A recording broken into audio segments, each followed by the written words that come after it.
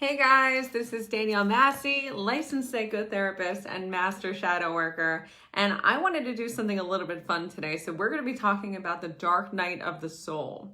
And so let me just tell you a little bit more about me before we get started. So for those of you guys who are totally new to my world, my purpose, my reason for being is to help people with their shadow work. The shadow is just the unconscious mind. It's anything you are not aware of. This is stuff like your traumas. This is stuff like the things that happened to you in your childhood, like the stuff that happened to you in past lives. And we carry all this stuff around with us. And through shadow work, what can happen is we can take all these unconscious things and bring them up to the surface to make them conscious. And when we do that, we can actually heal them. And so the reason why I wanted to talk about the dark night of the soul is because this is a really, broad topic, something that I see people talk about all the time on TikTok. I think most people don't really know what it means. And so I figured I would just jump into here and give you guys my take about what it is, what happens when you experience your dark night of the soul, what might help you as you navigate those waters, because I know that can be difficult for a lot of people when they experience it. So let's start with the basics. What is a dark night of the soul? Dark night of the soul has been described for literally thousands of years in different texts. And the words are always the same. It's always dark night of the soul. And the reason why it's called that is because we tend to, as human beings, go throughout our lifetimes and have some high highs and some low lows. But the dark night of the soul is a particularly low low. It is usually marked by some kind of big transitional period, like the loss of a parent or a huge health crisis or an accident. Like you hit rock bottom. And what happens with this is when you hit that rock bottom, you start to question everything around you. You start to question your own existence. Why are we here? What is our purpose? All these existential thoughts come up into your mind.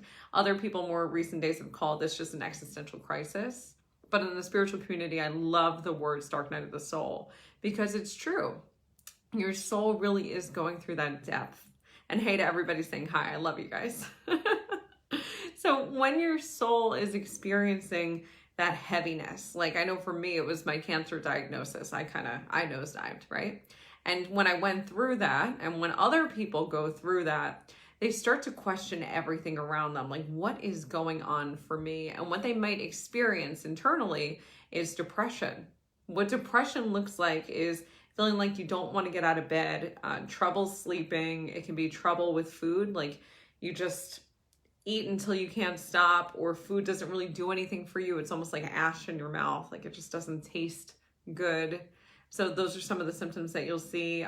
Usually there's something called anhedonia, which is like a loss of interest in things you once enjoyed. So like, let's just say you were like an avid soccer player. You loved it so much. You hit your dark night of the soul and you're like, why am I doing that? I'm wasting my time with that. It doesn't feel good for me anymore. It doesn't feel right in my body. That would be an example of anhedonia. And so those are some of the things that come up. The other one that's a big hallmark of depression is like that looking backwards, like looking at your life up until this point, feeling regret, feeling shame, feeling guilt. All those ickier emotions tend to come up when you have depression. And so with the dark night of the soul, with this big transitional thing that happens to you that awakens all these thoughts within you, you can experience all of that and more. And it can be really debilitating because as you're going through that stuff, you start to feel stuck. You start to feel like there's no purpose. Why are we here? And as awful as that sounds, that typically is the beginning of a spiritual awakening. And I see this time and time again on my podcast, the Embrace Your Life podcast. What happens is I interview people, and one of the questions that we love to ask our guests, we don't ask everybody, but we ask a lot of people, is what was your spiritual awakening like? And what they end up telling us is their story about their dark night of the soul. And 9 times out of the 10, it's like, yeah, I had a horrible plane accident, or I got into a really terrible depression because of X, Y, and Z, or I lost my parents, or I had a traumatic breakup, or I was abused, like whatever it is. And once they experience that and they hit that heaviness, they hit that low, what happens is a lot of stuff that your brain wants you to forget starts bubbling up to the surface, and that's shadow. What happens with our brains is that our brains kind of keep things separated from us. And you guys have heard this before if you've ever come to one of my talks, because This is the unconscious mind. This is the shadow. Our brains will block off the things we don't need to know at the moment because it feels too heavy, because it feels like the brain is unsure of how we're going to handle it. And so what happens is that stuff gets repressed. But when you experience a deep depression or a dark night of the soul, you're already in such a low vibrational state that the brain is like, well, might as well just let the other stuff out too. And what happens is other memories start to come forward. And so let's say, like, for instance, with me, when I had cancer, I started remembering instances of painful memories in my childhood. I started remembering traumatic relationships, like all that stuff that was under the surface started to creep up to the surface and started to make itself conscious. And so that is another one of the signs of a dark night of the soul, when you start to have those unconscious things start to come through.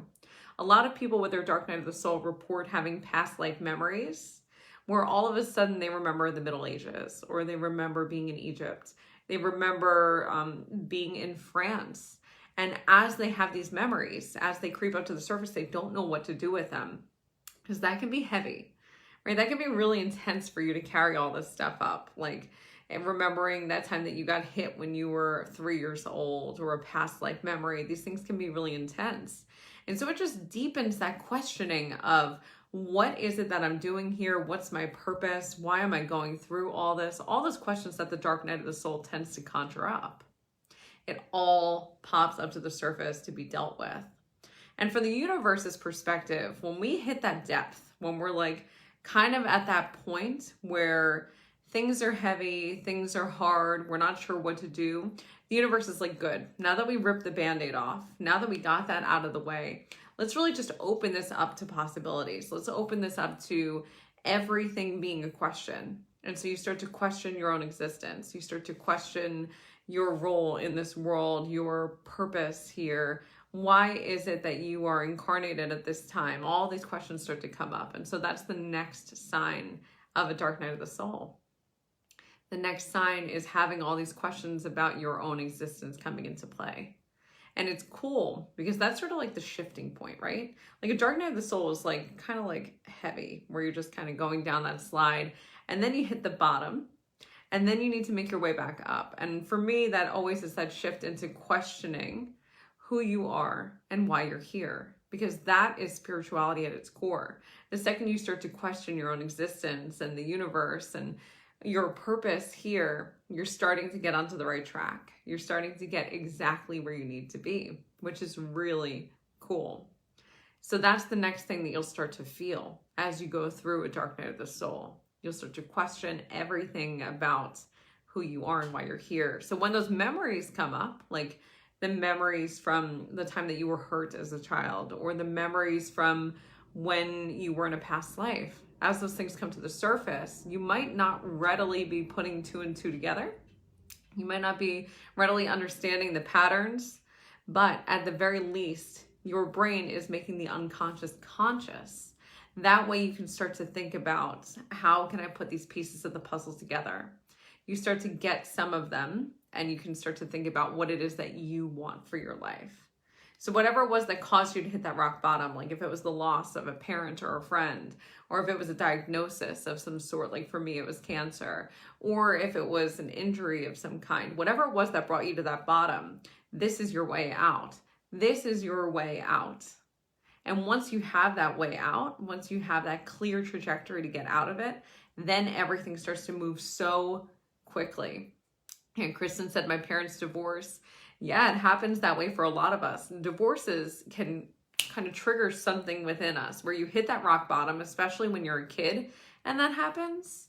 Because when you're a kid and you go through something that heavy, you start to internalize it. Like, what did I do? How is this my fault? How is this happening to me? And it really isn't a personal thing. Our parents are not divorcing because of us. And kids personalize everything, which is why inner child healing is such an important piece of the work that we have to do as people. We have to understand why things happen the way that they do, and that not everything is our responsibility. Not everything has to do with us. We have to learn to let go of that stuff and heal. So yeah, that is a really good example of someone's dark night of the soul. So thanks for sharing, Kristen. So we start to feel like we're waking up. We start to feel like we're questioning everything and we want to know more. And with that waking up, we also start to have the experience of wanting to get into spirituality, like very naturally. It's not something that we feel like we need to rush into or like it's forced in any way. It just very naturally starts to happen where we start to gravitate towards things like crystals and oils and tarot cards or oracle decks and plants and meditating and kundalini and all this different stuff, you know? It all kind of just bubbles up to the surface for us to catch it. And if you do, you can start to practice these different things and they will help you on that path up and out of the dark night of the soul. I actually just had a session with someone this morning who told me that I could share this, but she is going through this at like this exact moment, she's going through her dark night of the soul. And as she goes through this darkness, she's having this awakening of like, well, why am I even here? Why am I even going through this? And as she's experiencing that, she's starting to feel like she wants to dive into spirituality, which is how she found me. We're going to do some shadow work. She's using the other people at the Wellness Collective to do some Reiki. She's going to use all the different services because she's getting ready to open up to possibilities. She's getting ready to explore who she is on a soul level. So my recommendation for anybody who's experiencing a dark night of the soul, that existential crisis where they feel like they want to know more about who they are, my first recommendation is to start with getting to know yourself. How can you get to know yourself more? One of my favorite practices for this is journaling, because when we let our thoughts kind of come out without thinking about it, we can write so much. We can just let ourselves go. And so journaling would be the first thing I would recommend. Just every day, wake up, grab a pen, and don't think. Don't think about anything. Just let your pen move. And when you do that, you just let the pen go. What happens is a stream of consciousness will flow that's going to tell you a lot about who you are and why you're here.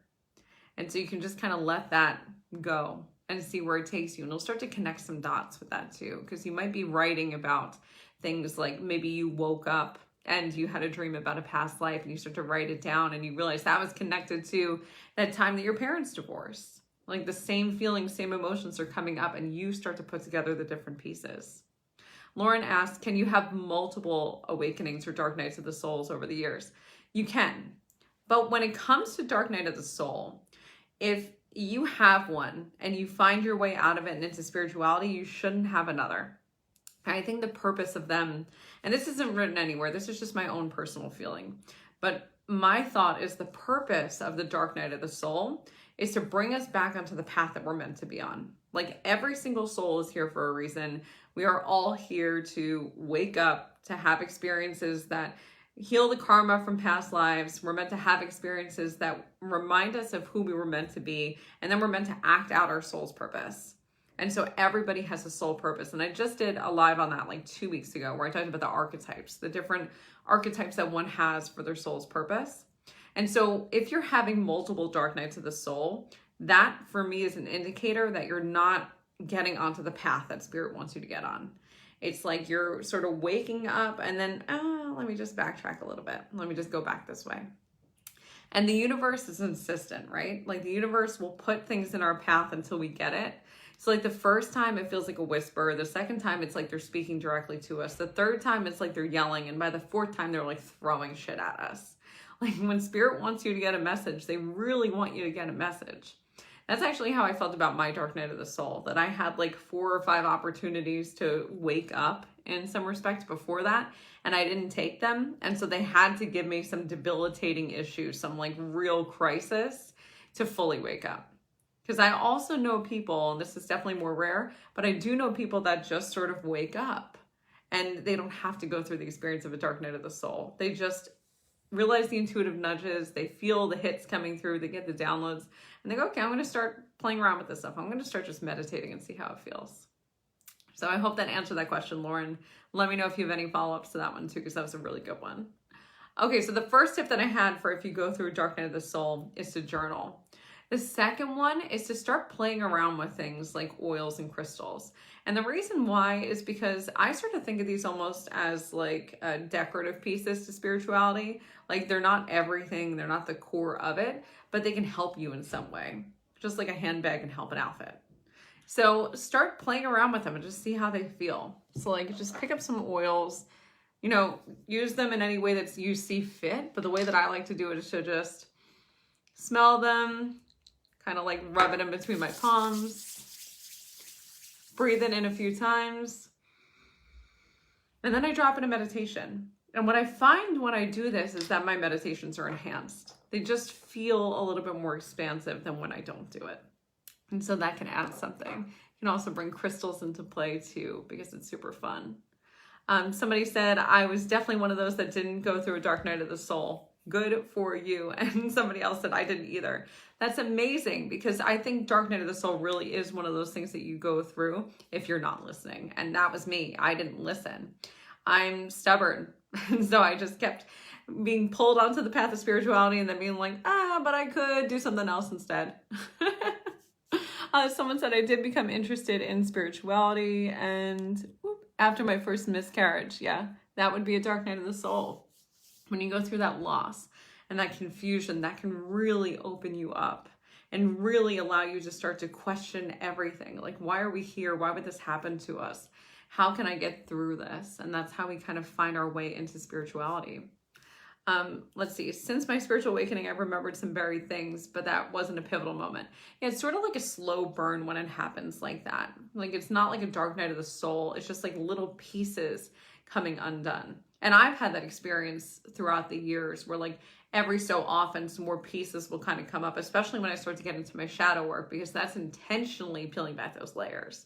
And as I peel those back, it's like, ooh, that's unhealed. That's something that needs attention. You have to get into that more. So that's a normal thing to go through. And even if you do have a dark night of the soul, for anybody who's currently going through one or has never heard about it before, if you do go through one, it is not a really strict process. It's not like you go through that and then whew, it's done, you're free. It really is like a peeling back of layers. You're going to keep having it happen to you over and over and over again in different ways. So buckle up, because it's a good thing, not a bad thing. As we start to have these experiences, it really is just like a course correction to bring us back to where we were meant to be. And every time we go through it, we're just that much more on the path. We're that much closer to our soul's purpose, to our divine intentions, why we're here. The next thing I would recommend for you, if you are someone who's just waking up and going through a dark night of the soul, is to really get into some of the free tools that are out there. Like, there's so many about discovering who you are and why you're here. Some of my favorites include human design and astrology. I'm actually just getting into sky astrology now too, if anybody's ever heard of sky astrology before. But these are all free tools, and all you need to access them is the time and day that you were born and the location. And what you end up doing as you start to do this stuff is you start to figure out more about who you are. And you shouldn't let those things completely label you. Because, like, for instance, I'm a manifesting generator in human design, which means that I'm supposed to have creative downloads come through and then I'm supposed to act them out. And it's a lot of energy. It's a lot of go, go, go. And something that I've learned about myself is I'm not good when I'm go, go, go all the time. I'm actually better when I act more like a manifester than like a manifesting generator. And when I do that and I just kind of slow myself down and really take time with the process, and I hire people to do the generating for me, I do so much better. My business does so much better. My life does so much better. And so it's tools to help you understand more about who you are, but at the end of the day, you're going to figure yourself out. So it's just stuff to help nudge you onto that path that you should be on. Stuff to just help direct you in whatever way you are meant to go. But take everything with a grain of salt, because no one defines you but you. And then another thing I would recommend is meditating every day. And now somebody watching this is thinking to themselves, I can't meditate because my brain always goes a mile a minute. I can't do it. Throw that idea away, because that's literally the point. That's the entire point. When you meditate, you learn to override that. You learn to let that stuff go. When we meditate, our brains are so used to being pulled into the past. So with the dark night of the soul, like all the things you're beating yourself up about, like all the things you've done that you're like, oh God, if only I could go back and redo that time in 7th grade when I walked into gym class. Or it's like future focus. I'm so afraid of what's going to happen. My business isn't taking off. I'm freaking out and I don't know what to do now. It's always like our brains are just in the past or they're in the future. And with meditation, they're just here. In this moment, we're in the present. Meditation is so powerful. And so if you're going through a dark night of the soul, it is literally the best tool that I can think of to help get you through it. Because when you can just be here with your breath, when you can rub those essential oils in your hands and just breathe it, smell the scents, thinking about like sandalwood and lavender, whatever it is that you're smelling, feeling your body sitting on the floor, feeling the weight of your eyes closing, you're just here. And when your mind starts to go to those other places, you just reel it back and go, how does my body feel here? How does that smell here? Keep a candle going. Like all those different things to just bring you back to the present moment. Because this is where you learn about everything. This is where you learn about who you are and why you're here and what your life is all about. It's in this moment, not in the future, not in the past. And it's funny because I do past life work, so you think I'd be advocating for all those different things. No, be here. Be in this moment, because this is how you're going to get yourself out of that dark night of the soul. The more you understand yourself, the more you feel at home in your body, the more you feel at one with the universe and with the earth and all those different things, the less you're going to worry about that other stuff. I should say, yes, I tell this to clients all the time. That's the point of meditation. Such a myth to have a calm mind in meditation. I wish it was that easy. I do. I wish it was that easy to just be calm every time you meditate, because even now, after literal years of meditating, there are days where I drop into meditation and my mind is like, but you haven't blah, blah, blah, blah, blah, blah, blah. And so for people who go through that, my advice to you is to get a cute little notepad like this. This one says get shit done. And before you meditate, just write down all the stuff that you have to do that day so it can't bother you. Or if you're someone who goes into the past, write down all the things you think you might ruminate about. Actually get them onto paper. That way your brain can't distract you with them. Because the reason why your brain would do that is because it's afraid you're going to forget. But if you got it on paper, it doesn't have to be afraid you're going to forget. It's on paper. It's all here right in front of you. And so you can just be in your body. You can just be here in this moment. You can just breathe into this magic that you have. And that's how you're going to get yourself out of that feeling. That's how you get yourself closer to alignment and closer to your purpose and all that yummy stuff. The last suggestion that I have for anybody going through a dark night of the soul, nobody's going to be surprised by this, but I have to say it, is shadow work. And the reason why is because when we go through a dark night of the soul, it's like an invitation into the unconscious. It's like your shadows being brought up anyway. And so just the basic things you need to know about the shadow is that it's literally all the repressed memories from this life and everyone before it. And so when you go through something that feels similar to that, like if you're going through a trauma right now or just went through a trauma, like a divorce or a loss of some kind, what'll happen is your body will recognize the feelings and the emotions. And it'll be re-traumatized because it's like, oh, that feels ripe. It feels raw. It feels tender, because not only is it happening now, but it also reminds me of these 3 other times. And so it's like being torn wide open. And as that happens, the brain is doing everything it can to repress it, but it can't. And so it's better to just grab the bull by the horns. Instead of letting it control you, you control it. And so you do your shadow work. And what happens when you do is you go into those unconscious moments, like the few other ones that you've had that look similar to this or feel similar to this. And you wouldn't choose them. It would be whoever you're working with, whether it were me or someone else. And as those things come to light, you do the work to heal them. And when you heal them in the past, you're also healing it in the present. You're healing whatever existential crisis you're going through in the moment that brought you here. And then you start to feel better. Then you start to feel whole. Then you start to feel like once all that stuff is out of the way and all the clouds have cleared, you just are who you are. You're back home to your soul. And it's the best feeling in the world. So I know that this is a little bit tangential at different times because so many people were commenting, which I love. Please comment away. But go back and rewatch this again. Rewatch this again and think about how it feels to go through a dark night of the soul, especially if you're someone who maybe thinks that you are going through one or have gone through one, but you've never actually been able to give it a name.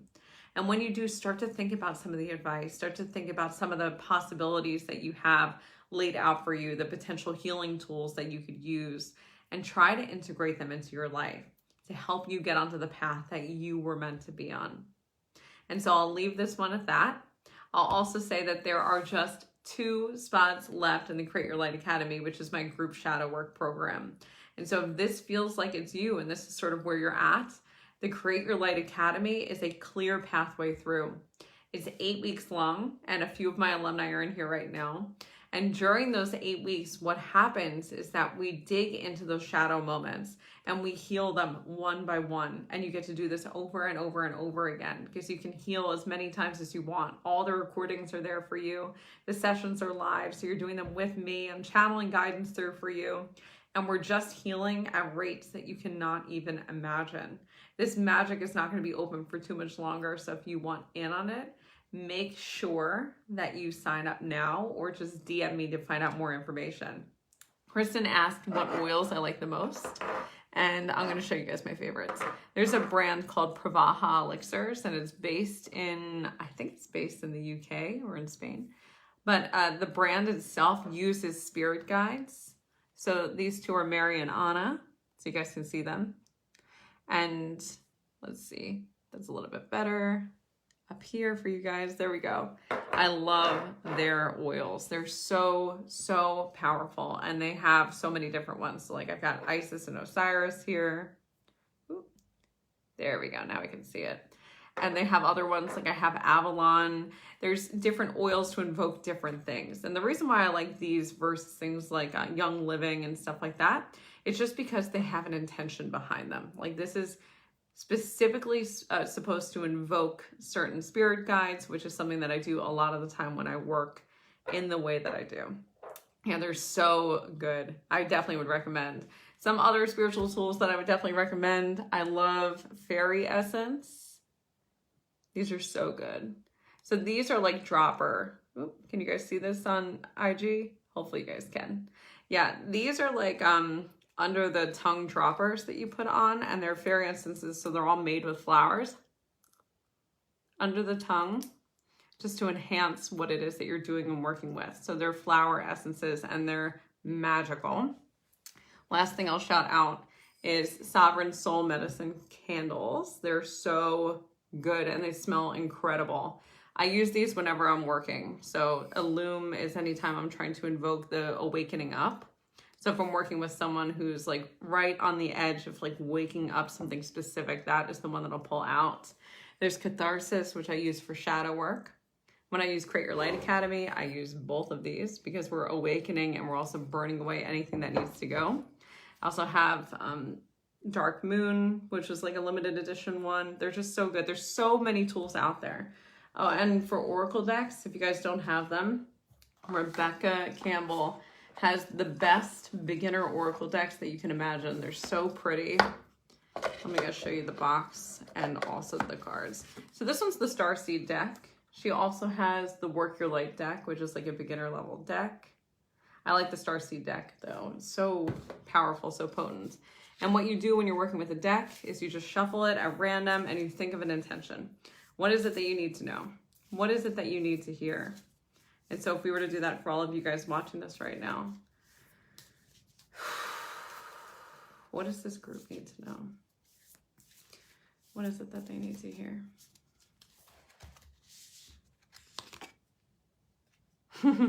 So the message for you guys is powerful. This card is called Jump In. And it's essentially that go for it card. Like you've been teetering on the edge of something. If you're thinking about doing something like joining the Create Your Light Academy, this is the card that says, yes, do that. Jump in, don't wait anymore because the waiting is what's killing you. The message at the bottom is Andromedan energy and adventure. Say yes to change. That was such a perfect card for just now. Cool. So things like that can just kind of help you in the beginning as you're starting to learn about who you are and why you're here. All right, guys, I hope this was helpful for you all. Let me know if you guys have any questions about Dark Night of the Soul or some of the tools that you can use to get yourselves through. And I love you all so, so much. If you're interested in joining that next round of the Create Your Light Academy, just send me a private message or a DM and we can talk. Oh my gosh, and we can talk all about it and see whether or not it feels like the right fit for you. And so I'm so excited to be able to bring this to you guys. I'm so excited to give you guys more trainings every single week. I'll see you next week on Monday at 2 p.m. Eastern Standard Time. Bye, everybody.